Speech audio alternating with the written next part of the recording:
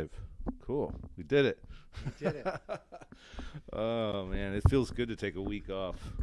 It was like it's intense trying to do something like this every week, you know? Oh, I didn't know you had the week off. Last week. Last week I just when Steve left town, I kind of like bailed on it for a week. Just needed a I didn't have any ideas, you know. Sometimes I got a big empty head. Yeah, I got that.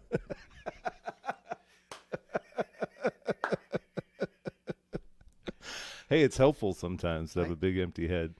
it gives a lot of room for new ideas to pop up. Uh-huh. Yeah.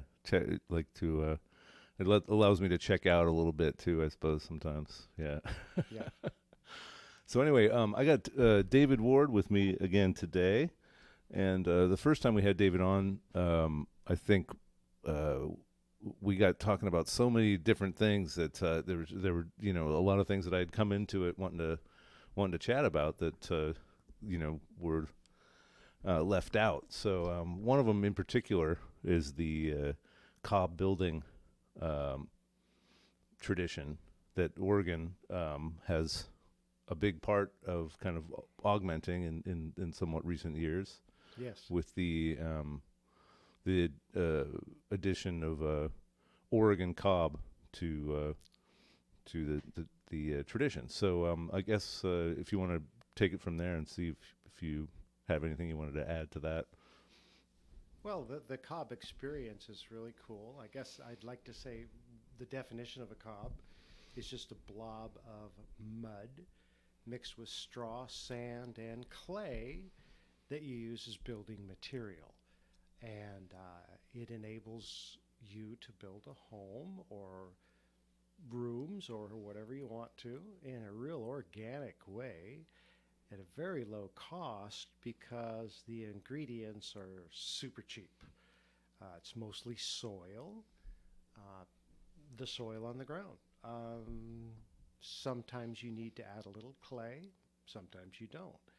Sand is the building structure of it, and you need to use mason sand and not beach sand. Beach sand has been rolled around to where it's very smooth and soft, and so it doesn't have that binding strength that masonry sand, which is rock crushed down to sand, has. You got to use that kind of sand, and then you mix it with straw, and straw, not hay. Hay still has all the grain on it for feed, but straw has been stripped of its seeds. So all you're looking at is the fiber of the straw or wheat or grass or whatever it might have been originally. And it's a good idea to chop that up a bit because they're in very long strands when you buy let's say, a bale of straw. And so we found techniques to do it that's pretty cool. I'd like to share it because that's awesome. We found if you just take a garbage can and throw a handful down, or a little chunk of it down in the bottom of the garbage can, and then get a weed whacker and stick the weed whacker down there and just turn it on real fast, and it'll chop that big old long pieces of straw down to small pieces. The idea of having small pieces is just so that as the cob goes up, you don't have a bunch of things sticking out. But you need long enough fiber to hold it all together. And so that's the idea of adding straw to it. Mm-hmm. Now that's a newer. That's something that Oregon is sort of like the Eonto Evans. Yes. That was sort of something that he added to the mix sometime in the 70s. Yeah, I would say the cob movement really has, as far as Oregon goes, has to be attributed to Eonto Evans because he is the guy who went around the whole world researching earthen constructions, mainly on cooking stoves and things like that he was interested in working on. But through that process, he got to see cob buildings all over the world and how they're all still standing. Some of them are thousands of years old and they're fine. And so he got to think, and a few stories tall. Like I've seen buildings that looked they were getting close to being a skyscraper, and they were made of mud. It was amazing. Yeah, just of mud. So Ianto Evans. That's Ianto. Mm, Cool. yeah. Right on.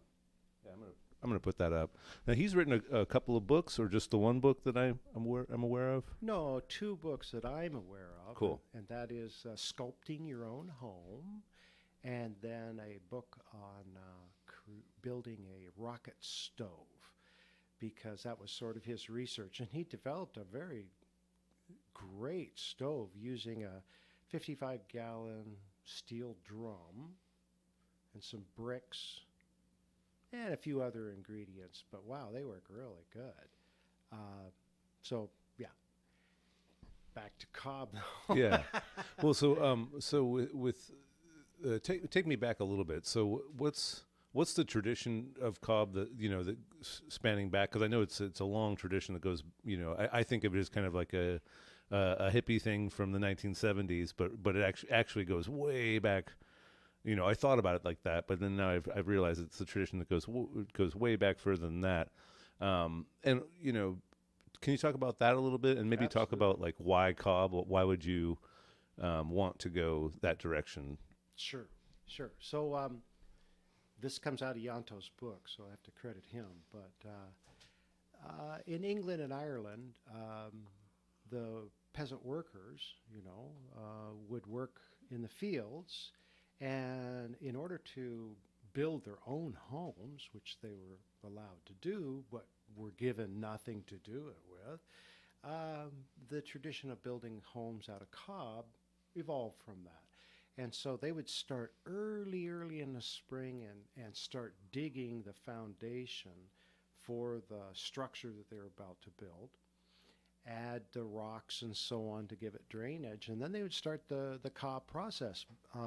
And so the only time they had to actually work on the building was like Sunday afternoon. Everything else was sort of booked up. So lots of people working on it once a week over the whole season from early spring till fall, and you should have a roof on it by fall. That's the idea. And so the cob they used was mostly just clay and stones with some straw. And man, those things are still standing today. In fact, they're reviving it, and there are people in England who are currently having cob houses built because it turns out they last forever. Yeah, They're warm, they're waterproof, they're everything you'd want, and they're incredibly inexpensive. So I think a lot of people here in the Northwest recognize that buying a conventional house, well, it's kind of a hurdle. I'm just going to say that. Mm-hmm. And so this is a great way to add an ADU into an existing lot. And as far as I know, it's allowed, as long as you don't go too big. Um, I haven't seen strictly cob houses built on city lots so far, but I probably just missing it. I know here in Portland we also have that urban building convergence thing that is going on. If you're interested in getting into Cobb, I would have you check that out, because they have events and all kinds of things, projects anybody can get into. Yeah, it's the village building convergence. Yeah, that's it. The Yeah. village. They're actually right down the street here Yeah, in Selwood. yeah. A fantastic group of people. Yeah. They're responsible for a whole bunch of Cobb constructions in the Portland area, and they have a website that points out where they're all at if you'd like to check them out. And if you'd like to volunteer and participate, I'm sure they'd love your help. And it all works out really nice. Yeah. So they have a map of like where all their different cob structures are. I heard that. Interesting. I didn't get the chance to explore their website completely this Cool. morning, but yeah. So you might be able to hop on there and like tour some of these places, or is that not? Depends on the owner, I suppose. Yeah, I suppose so. Yeah, But yeah. most owners are very happy to show you their cob houses because they're so proud of them. Yeah. That idea of ownership, when you buy a house, do you really own it, or does the bank own it and you just get to rent it from them, or is it the landlord rent situation, or even if you've owned it and you pay it off and everything, well, the state's still getting a tax out of you every year. So, Yeah. and so I just think that the closer that you can get to building your own home, the more it feels like a real home. Mm-hmm. And And all it, of that and it is too. I mean, it is. I was over at a friend's house yesterday, and there was one spot in her house where the ants just kept getting in over and over again, and she thought that they were getting in through the door, through like the base of the door. And you looked, and it was like, oh, I could see exactly where it was happening outside. Yeah. There was a cement block that ended, and then from there a sort of facade of shingles was put up, like a plastic, Yeah. shingle looking thing on the outside, right, with God knows what underneath, and all that's meeting right up to the cement there. So it's this cement corner, and the materials is up, right up against it, and nothing against the construction. It's just it seems like flawed material. You have cement, and then you have these two like loose pieces that you put together, and you have to get the measurements exactly right for for those to line up at the corner there. So any sort of gap there at all is going to be ant size, Right. and good luck trying to get rid of them if you have anything in their kitchen that they want. That's right. They like to move in. Yeah. And that's a kind of an interesting thing with Cob, right? You think, well, here's this thing that's made out of dirt, and do the ants invade your Cob house? Well, sort of like any other house, possibly, but I've never seen one in any Cob house. That's all I could say. Although I do have a little funny story about the ants, and that is that after building my first Cob structure, we were interested in how strong the building was. And a gentleman I know had a pistol, like a 9mm. And I said, well, hey, why don't you shoot the building just for the heck of it, And so he whips it out and bang, bang, bang, bang, bang, shoots the side of the building from about 8 feet away. And the bullets go into the building, and then I go inside the building, and there's absolutely no penetration whatsoever. You cannot tell that there were shots fired at the building. I come out, and some ants started pouring out of one of the holes. They were trapped in the bag when I put the bag together originally, and they were just hanging out there waiting for an escape route. So after that, no more ants. They just come out of the hole, and that was it. Yeah. That was it. Huh. Funny. Wow. How long had they survived in there? That's nuts. I think for a while. But the amazing thing is that I never saw another one after that. So what was going on there? And there were no ants inside the place either. No. Never.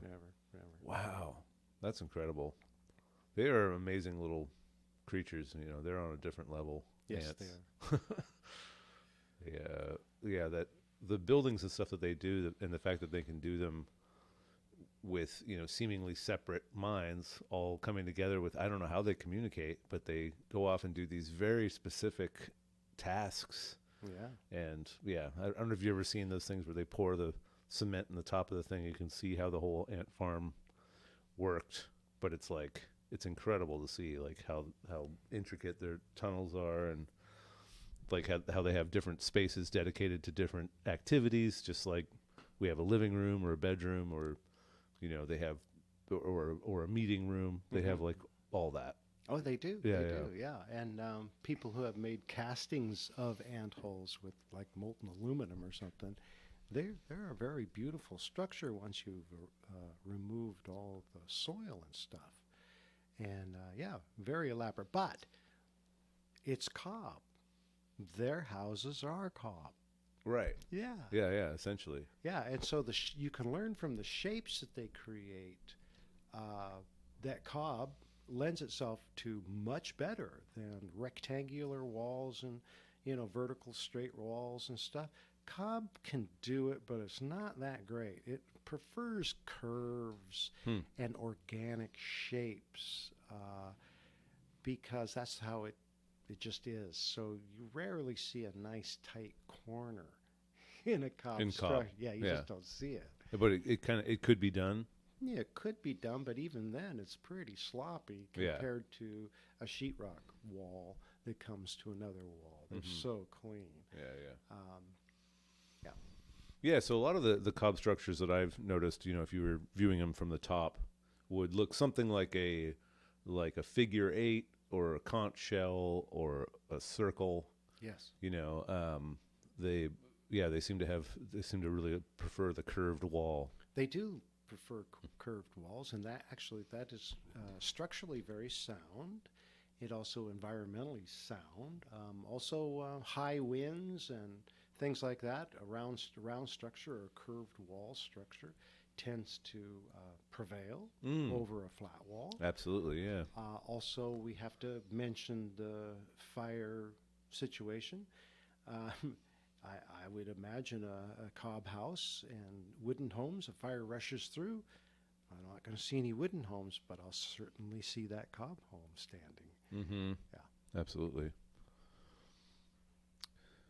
Yeah, I had the pleasure of a friend of mine had two yurts. Yeah. Years ago, he had like a little couple acres of property, not a whole lot, but it was like nestled in the woods right outside of Bellingham, Washington. Yeah. And yeah, he had made these two yurt structures, just very very simply done. They think they took a day to do the foundation for both places. Mm-hmm. And yurts are different because it's a tent, so it's a very light structure, as you know, and so all they did was basically make like a deck, Yeah. and then put his tent up on top of that. But I mean, you could not imagine, for me anyway, I could not imagine how much space a 20-foot yurt had, and how much more space a 30-foot yurt had. It was just incredible because, with corners you end up running into wasted space. You kind of lose that whole triangle of space there in the corner. Right. And you're with like my stand-up bass here and stuff, you're looking for a corner for an empty corner and a wall, and it's just hard to find. Yeah. Like to find space along a wall in like a square house. Mm-hmm. But in a circular house, you've got a nice long wall everywhere you look. Everywhere. Yeah, exactly. So the fireplace could go there, the bed could go there, the couch could go there. It's the whole place is one flat wall for you, basically. Yeah. That's how you experience it, anyway. And then acoustically, something just amazing happens in the center of those things. That we did some recording in there, and it was just incredible, like what would happen when you hit the microphones in the center. So we kind of did some recording where we put figure eight pattern microphones in the center of the thing pointing out, and then just played in a circle around it, and it was incredible how it sounded because the acoustically everything has to pass through the center. Yep. Right. So if you no matter where you make a sound in the whole place, it will eventually it will bounce back through the center first. Yeah. So when you're standing there, everything just you take like 2 paces to the left, and all of a sudden, like, whoa, like you're in the sweet spot, and you can hear anything in the room. Like that, if someone whispers something under their breath, it's like, I heard that. Like the amphitheater effect. Yeah, absolutely. It's a really cool thing to experience if you haven't. But yeah, I was lucky enough to kind of experience that at a younger age, and I was like, man, this is cool. I would like to be able to do that. So the basic structure is that you have clay and dirt, Mm-hmm. right? Mm-hmm. And then which is basically forms like a glue, right? And then like a kind of a hard glue, and then the straw is a really important structural element, right? It's like Yeah. it's basically what creates Ties, your scaffolding. yeah, ties it all together Mm-hmm. from layer to layer, which is important because as you build cob, there's a lot of different techniques out there. We have done the earth bag cob structures at my place, which is a real fast way to go, where you get either, well, I'm not going to recommend grain sacks. They're too big. But Right. Well, sandbags. yeah. And what's wrong with too big, David? We only have so much strength in the back and Yeah. all that kind of stuff. So So there were two. They were the ones that you had at your place were like 200 pounds a piece. Yeah. they were too heavy to lift. Yeah. So you had to build them in place and just drop them on the wall. So we had a jig on the wall that you could put the grain sack in, and then I would lift the soil up with a tractor bucket. And you'd fill the bag up and just allow it to drop and move to the next one, because there was no moving those bags very much. They just weighed way too much. Mm-hmm. With sandbags, you can do it kind of remotely. In other words, you could set up a little station where you put the bags together and just chuck them up the wall, because they're light enough that you can do that. And you end up with the same size wall, 24 inches in essence. Right. Yeah.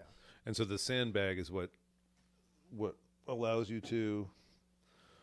'Cause I mean, I guess you could just pour it into a mold of some kind, Yes, right? you can, and that's called Larson framing. Larson framing. Yes, Larson framing. Okay. It's done really nice. It makes very nice structures, very much like a stucco house you might see in Portland could easily have been done. Right. Larson framing, where you just build once you've got your foundation. Well, I was just going to say this. So that, but the sandbags is a way of allowing you to build vertically. Vertically, Right, very exactly, yeah. quickly. Yeah, yep. Yeah, you just have to put some something to make sure that they stay together. And so those techniques are like some people use a little strand of barbed wire between the layers, so that holds the bags in place. I like to use short steel rods every once in a while and just kind of put them through the center of several bags so that it ties them all together. Mm-hmm. And because once your wall's up, it is a monolithic thing, and unless you, I don't know, ran into it with a truck, it's there. Yeah. Yeah. But so do you even need those steel bars that coming through to kind of tie the bags together, or is that just sort of an added safety measure? I would say added safety. Yeah, measure. yeah, right. Yeah, you Because don't- you'd think the weight of the thing, yeah. One thing that I guess was that I was surprised about in the little bit of engineering that I read about is that if you add weight to the top of a tall structure, you actually add stability. Yes. Which to me seems funny, because it seems like adding weight to the top would just allow it to crash even harder. You know what I mean? But no, there's something about it. If you think about pushing on the top of a Jenga pile, unless you push so hard that you blow out a side, Right. It's going to stay there. it's going to stay there, right? Even So better than it would by itself. right, yeah. So the wall stacks up pretty nicely just on its own weight, but then you add that extra bit of rebar. Yeah, I'm always thinking about earthquakes and things like that. And Mhm. so this way, if the walls fall, the whole thing has to go as one piece, Mm-hmm. which adds to their strength even more. So it's just an added safety factor. But in general, you don't want to add steel stuff like chicken wire or wire mesh or anything like that to a cob structure, because the soil will just eat it up, and it allows moisture to get in behind, and you'll have sloughing. So Eat it up, like oxidize it. Yes. Yeah. well, yeah, it's like take a piece of hardware cloth and bury it into the ground and look at it in a year, and you're going to go, what happened to it? It's gone. So you use burlap or jute or any of those other kinds of fiber elements to create smooth walls, to create, adhesion. For instance, we built one building that had straw bale walls. on one of the walls, and Cob will just simply not stick to straw at all. It just won't. It'll just slough right off because some of the hay will go with it, you know? So it's not really, you can't really bind it. So what you do is you cover that whole wall with burlap. Just buy bulk sheets of burlap. They come in rolls, reasonably inexpensive. They come in two varieties, treated and untreated, and of course you want the untreated. What is burlap again? It's just grass. Or what Well, it's I'm not quite sure exactly what fiber it is. It could be hemp. It could be jute. It could be thistle. Those are some of the main fibers that are used to make ropes and stuff like that. But once you've covered the straw with burlap, then you spray just a mud slurry, a real thin mud slurry on the burlap and let it dry. And now the cob will stick to that stuff because it sees it now as a substrate that is compatible with it, and it just stays right there. So, in fact, any structure that you want to add to a wall, like built-in cabinets or shelves or alcoves and made out of wood and stuff, right? You could do that. Just cover them with burlap before you incorporate them into the wall. And that way you can mud right into it. Yeah. And could you pull that burlap off and expose the wood when it was time to do that? Better not. Better just cover the whole thing with mud. Okay. Yeah, and then it only has to be just half-inch thick or something like that, and make it very nice. Yeah. Right on. Yeah. So far, sounds like it is more resistant to earthquakes. Yes. Resistant to pests. Inexpensive. Bulletproof. Yeah. Right. And a regular house is none of that. It's none of that. Yeah. Oh boy. Huh. Now I don't want to ditz conventional houses. They are wonderful, and I used to build houses, and I've bought and sold a lot of houses, and they are what they are. They're kind of well, with mortgages and stuff, it's sort of it's an investment game, to own a house, to do all that kind of stuff.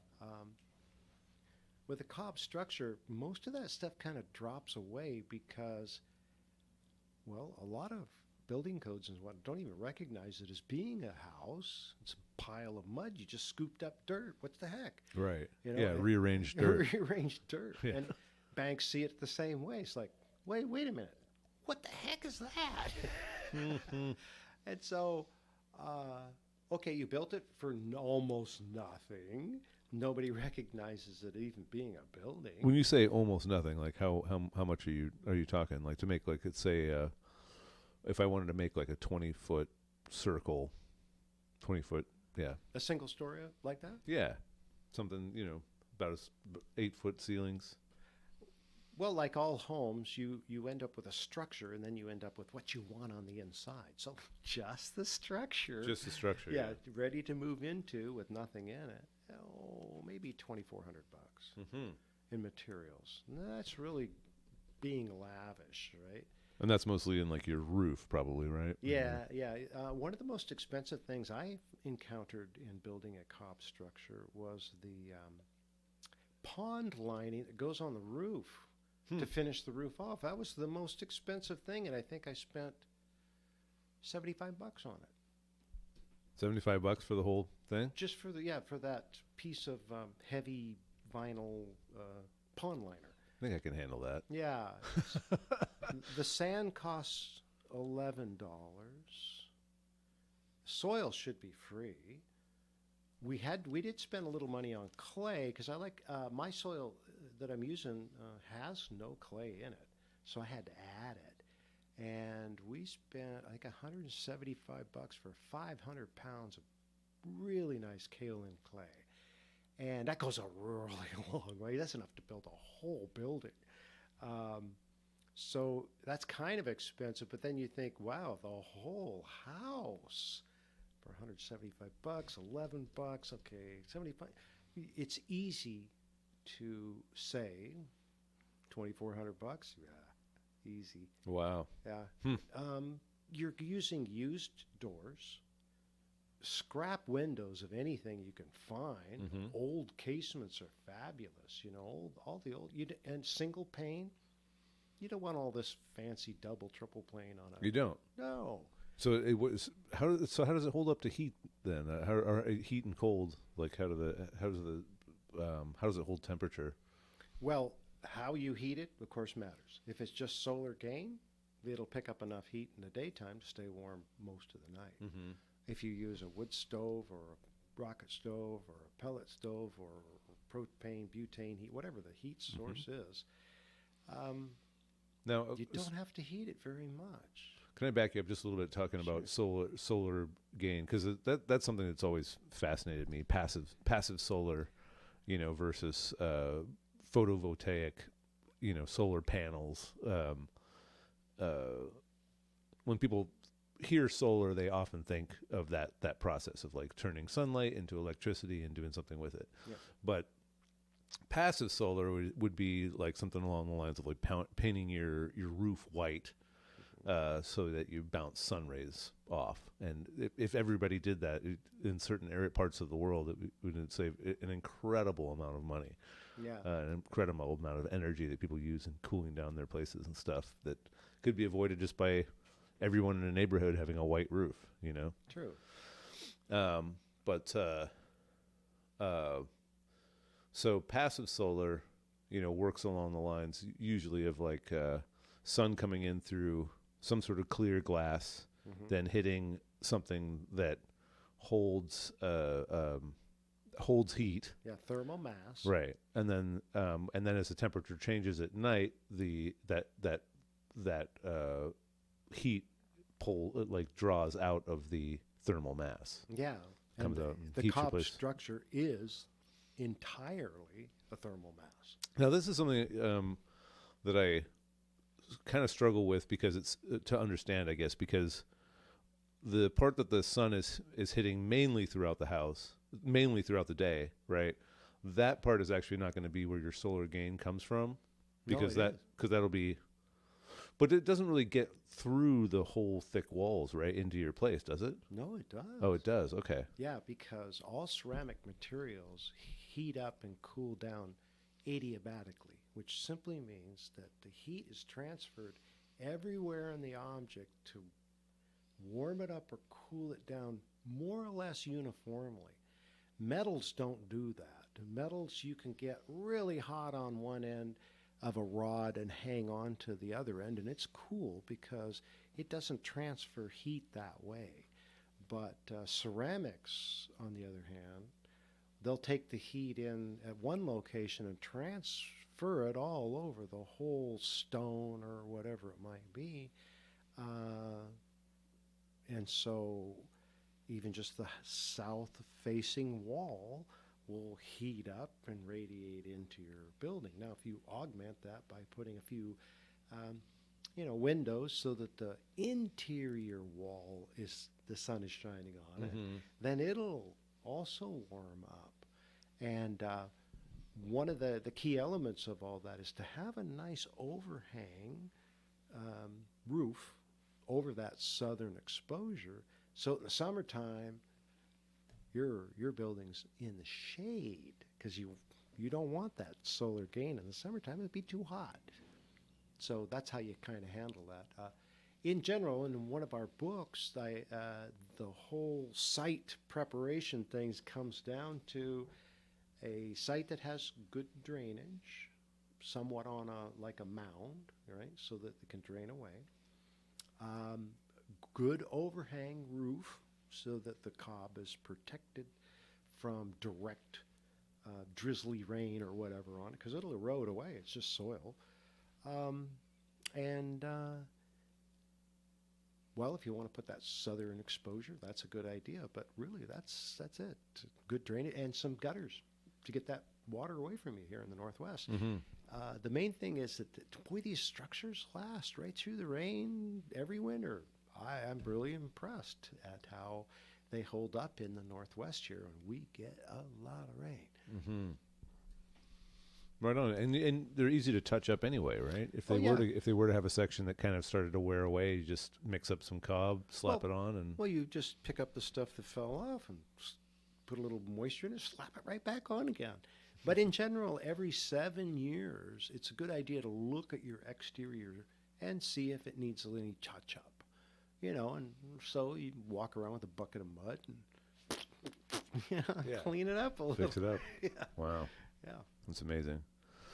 Yeah, so having just any part of it facing the sun, south facing to get in that solar gain will distribute it around the whole cob structure. Yeah, and if it gets warmth. long enough exposure, yeah, yeah. Interesting.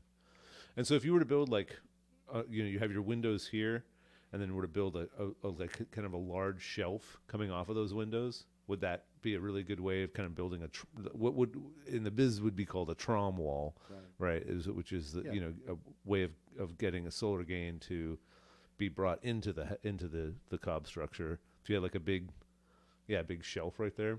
Well, a trom wall is a fabulous way to get heat into a building during the wintertime. So you just have a big thermal mass, which is your cob wall, and it needs to be dark in color. And then you would put some kind of wind protection in front of it that it allows the light to come through. Windows, plastic, whatever it needs to be to try to not have the heat blown away by the wind. Mm-hmm. That's all you're really trying to do. And then it'll go into the clay or the wall and radiate into your home.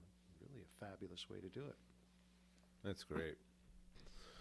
So can you talk a little bit about the Cobb Village that you had in mind that you had kind of been dreaming about? I checked into it a little bit this morning just to be sure. And, Yeah. the site down in Coquille with Yanto Evans, it's called the Cobb Company, right? And they're renting out those Cobb structures for campers and whatnot this year.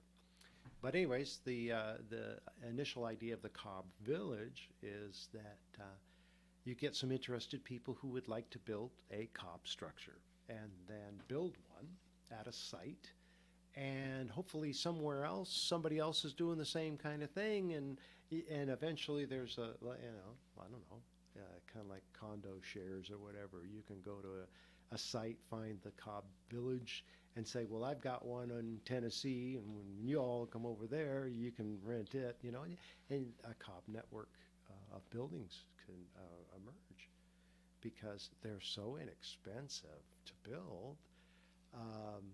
Man, I'd like to see one in everybody's backyard, and they really feel good when you're inside. There's something about being in an organic structure like that really feels good. It feels good to the body. You're surrounded by dirt. I guess that means you're grounded real well.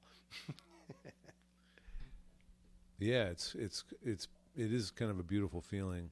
Yeah. It's I suppose it could have something to do with the crystal and the crystals in the rock. In the soil. In the soil, yeah. Everything. Yeah, Yeah. you're surrounded by a material that we're not really used to being around in buildings and stuff. I hardly think concrete works like that.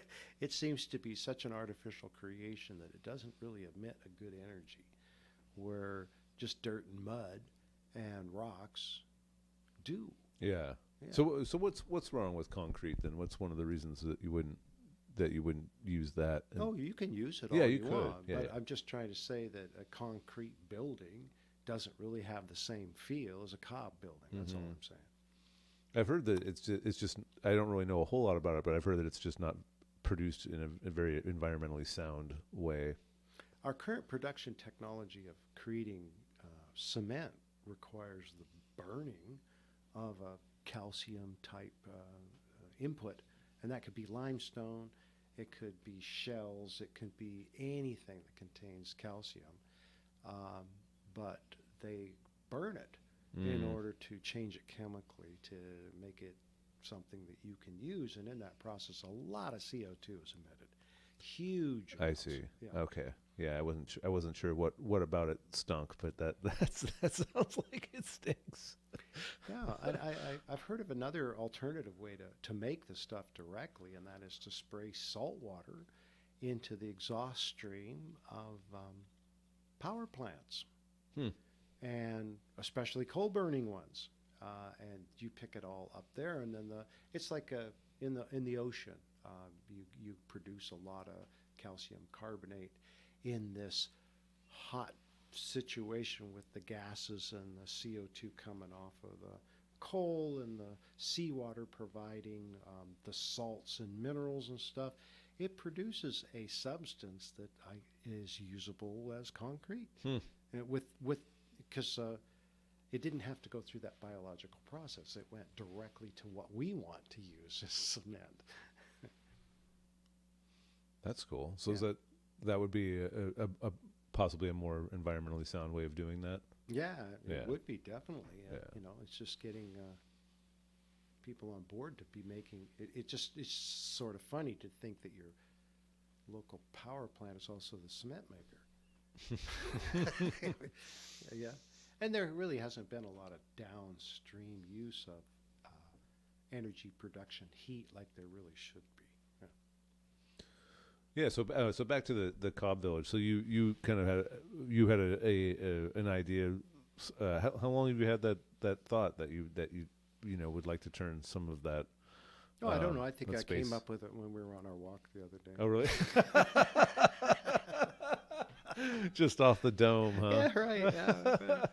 Well, Cobb, it provides a place to live, and well, heck, it's kind of like a permanent tent, in a way. So I always thought that it'd be a good idea to have places that were like that for people to go, and land is really the only question about it. Like, where do I find land? How do I get some? Boy, here in the state of Oregon, that is the most difficult thing to answer, because we have this Land Use Commission, LCDC, I think they call it, and man, they've just restricted to the max. Last time I checked, you had to have 80 acres of ground to put a single family dwelling house on it in the countryside and produce $80,000 off of that piece of ground. Well, those requirements are pretty ridiculous. And so consequently out in the country, it's all locked up. Like, I own lots of land, but I can't divide a single piece off. Right. Yeah. Yeah. For some reason, I thought that it had changed, but maybe that was in Washington. I think that well, yeah. I mean, it's something that happened a long time ago, and I'm not too versed on it, but it had something to do with land use and what I heard was that the logging companies had kind of taken advantage of some stories, like some certain people that had really been disadvantaged by those laws, right? To try and keep people from turning everything into a subdivision. Yeah. Right. Right. And there were certain people that it's like they'd been living there their family had been living there for 3 generations, but they weren't making enough money to actually hold on to the land, and so that they wanted to try and turn a few little places into, or few pieces of it into some houses so that they could pull in some extra money, and they weren't able to do that. And so at the time, I remember they did it with a what was it, like a resolution, or the thing where they put it to like a public vote, and it Yeah. Voter initiative. initiative, yeah, Yeah. which a lot of politicians really dislike initiatives, because they kind of, they can go in some pretty wild directions sometimes. And so I guess in this instance, what had happened is that the logging companies, were really happy after they'd logged something for a few generations to, turn it into a subdivision and call it good. Yeah. And so the logging companies like really pushed this idea that people couldn't build on their land, and of course the logging companies owned most of the state and they were the only people who had it for 100 years or so, right? And so large parts of the state started getting turned into subdivisions like overnight. And then I thought that they sort of pulled back on that, and I can't remember. That was the last time I checked in. I believe that was in Washington. Yeah, in Washington, yeah. I have seen that, and it does look like that's kind of happening. Here in Oregon, boy, it's squashed. They really hold on to it. Right. Yeah, that's a hard one, man. It's hard to to see the state turned into a subdivision. I suppose maybe there's a different way of doing it requiring more cob houses or something. I don't know, more healthy building materials. I think I don't really find people moving into the state to be that depressing, but I do find subdivisions depressing. I do too. You know what I mean? Yeah. If so, I'm not. I guess I'm not afraid of people moving here, but I wish that we would do it responsibly. Yeah. It's the real estate thing is a nightmare. Yeah. Yeah. Yeah, and when there are so many genuine solutions that are right here that have been that have been developed in many ways in this state, something to be proud of. It seems like they could keep Portland weird or keep Oregon weird and try to do something interesting with it. Try to require people to build more sensibly or more locally. That's the other thing about Cob Building is that it's a lot of the materials can be sourced locally. Everything, and the more recycled things you can use in one, the cheaper and more economical and more environmental friendly it is. So finding old windows at renewable places. And doors, you need one at least, sometimes two. You average spend about $10 on a door and $5 a window. Mm-hmm.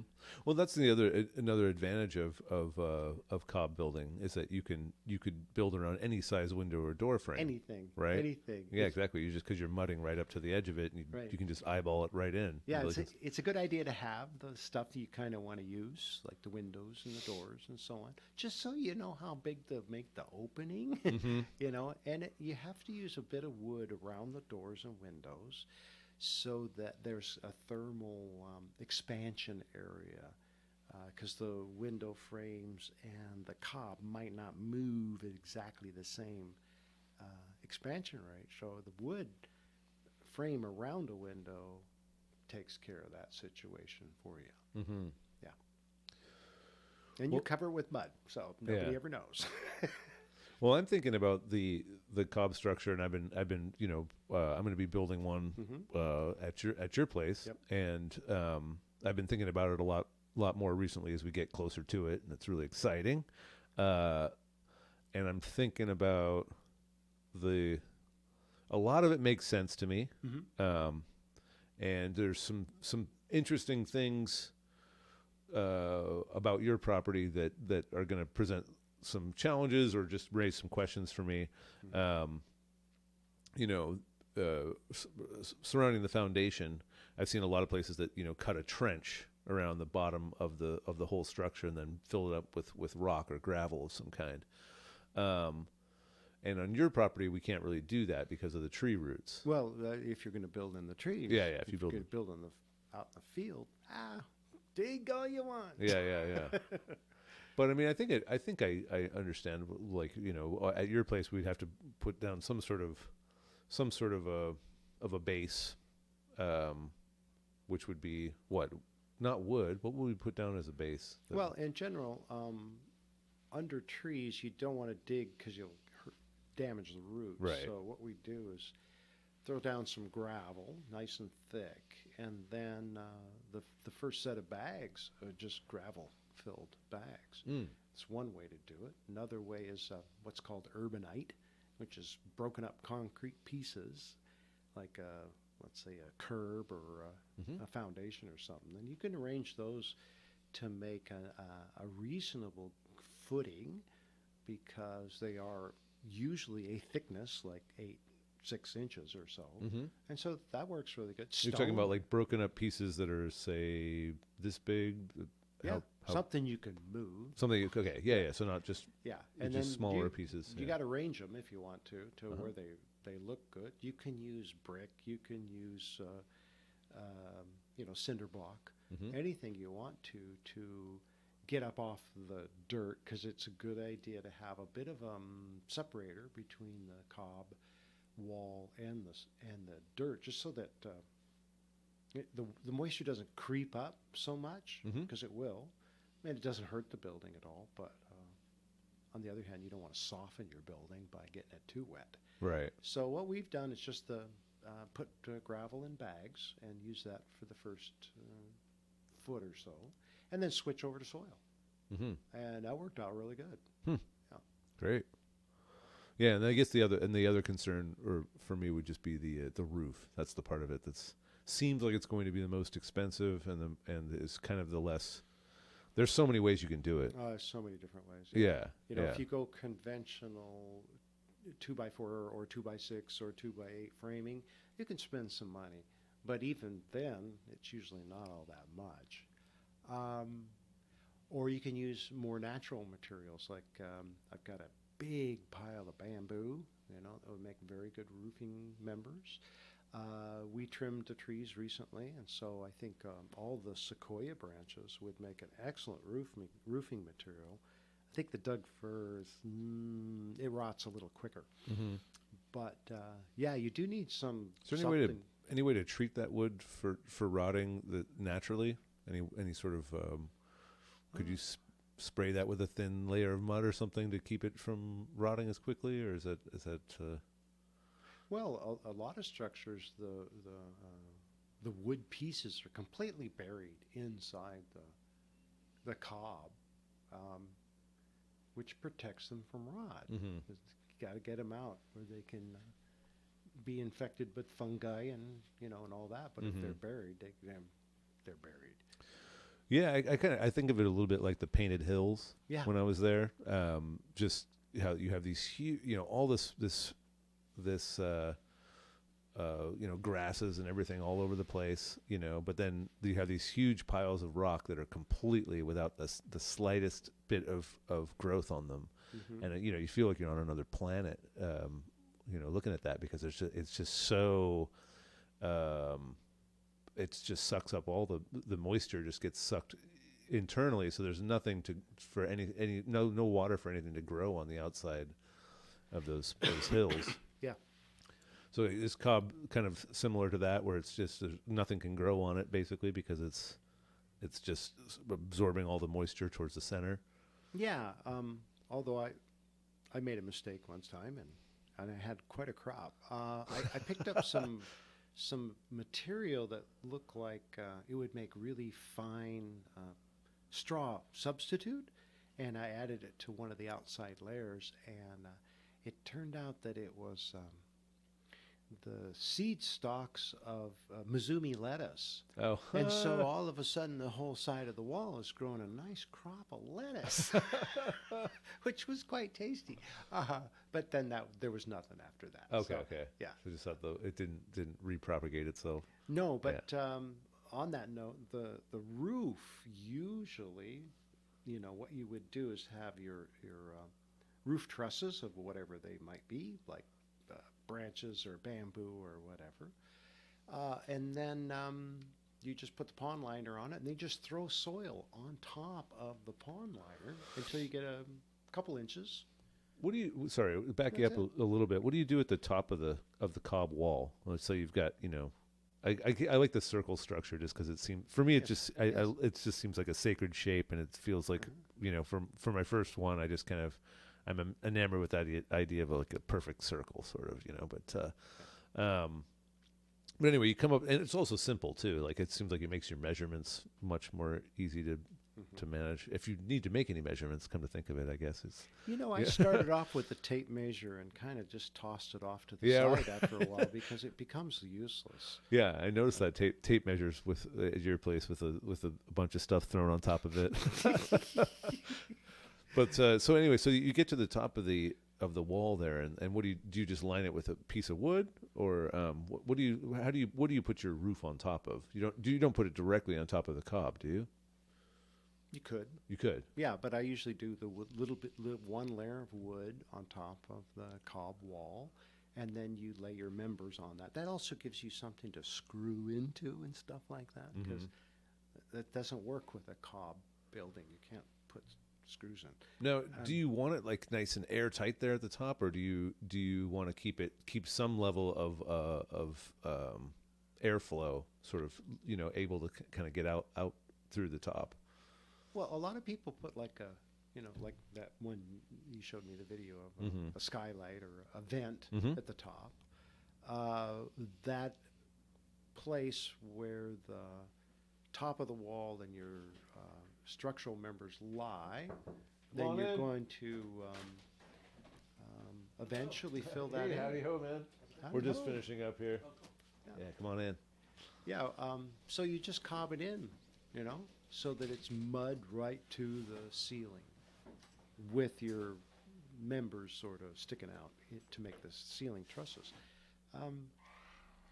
And in that process, if you want ventilation, you can always leave a place open or put a screen in there, or even a shutter if you wanted to have that extra ventilation. Typically, we put that ventilation at the highest point in the building, whatever it is. Got it. Yeah. There's lots of different ways you can do that. Well, that's exciting. Man, I could talk about this stuff for a long time. I had a friend in Canada that took his whole house. He had a conventional house. Yeah. Very nice house, but his family home, and I can't believe he did this. He convinced his parents to let him put the thing on stilts. So they took the whole house, raised it up on stilts, and then covered it in a greenhouse. Beautiful. Yeah, so it had this long, had the whole thing was covered in a giant greenhouse, and then had it coming out in front. And I was there in the dead of winter, and the place was like 63 degrees without any. So what happened was that the sun came in, hit that air air pocket between the greenhouse and the house, and then created this thing where it pushed the cold air up from the basement, rushed up to the ceiling, and then created this circular effect of the air washing over the house all the time, and kept it moderate pretty much all the time. Oh yeah. And so they could in the morning could walk out and water their plants like in the greenhouse. Inside. Just inside. It was gorgeous. And they kind of some point in the day it got too warm. They opened the windows out and kind of let a little heat out, and it was just it was lovely. Yeah. But there's so many different methods that you can use if you have the ability to sort of make these changes to your house, or to build from the ground up. Yeah. You know what I mean? Like building from the ground up is so satisfying. It's satisfying, and it's just so important too with trying to renovate around somebody else's mistakes. It's got to be kind of, for me, it's not for me. I think it would be kind of maddening to try and renovate an old house to make it bring it up to some kind of standards that you're looking for. Yeah. But anyway, bud, let's turn these mics off and Okay. take a little break, and then Yes. play some tunes. Play some tunes. Right on. Awesome. Cool. Thanks so much, Thank you. David Ward, educator and musician. Once again, I'm sure we'll have you on again when Steve is back, and play some more tunes and talk some more about whatever comes up. Whatever comes up. All right, man. See you soon. Okay. Yeah.